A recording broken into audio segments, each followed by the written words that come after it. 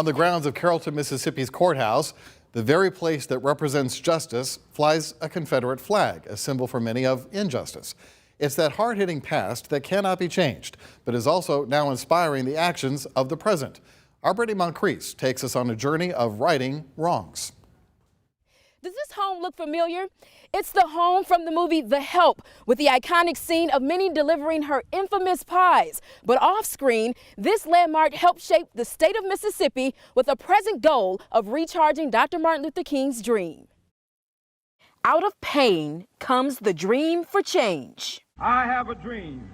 A dream Dr. Martin Luther King Jr. shared on the steps of the Lincoln Memorial in 1963, with hopes of becoming reality someday. I have a dream today. How do you see the dream?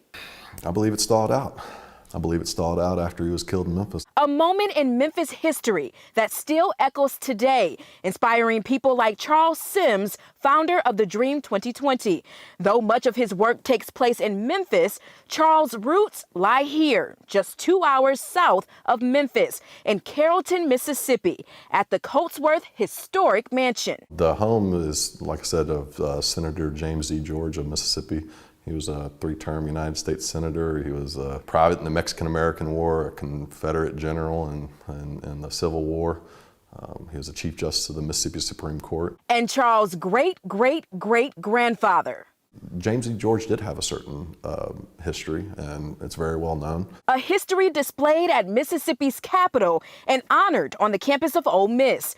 James Z. George was a slave owner. Behind these library doors, he helped rewrite Mississippi's Constitution, which successfully killed the black vote for generations, from more than 147,000 qualified black voters to just over 8,000. I can't change history, but what I can help to do is write a concluding chapter to that history and to show that he came here, he did this, he may have written these laws, but I'm here to do what I'm going to do, and regardless of the past that he had. With King's dream in mind, Charles feels a strong connection to make change. He also said, I have a dream one day, even in the state of Mississippi, a state sweltering with the heat of injustice, sweltering with the heat of oppression, will be transformed into an oasis of freedom and justice. That's why I'm here.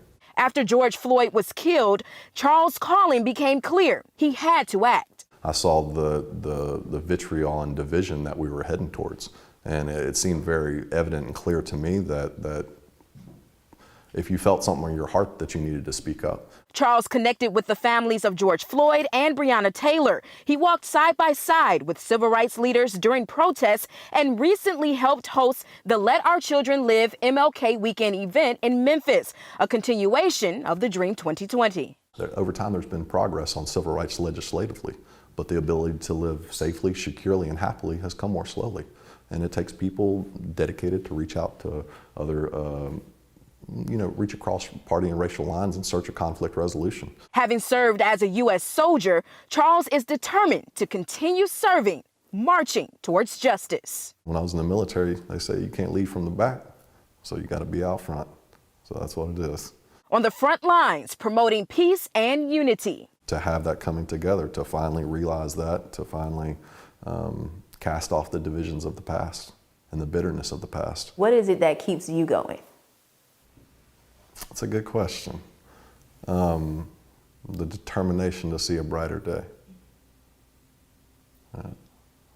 To make a difference.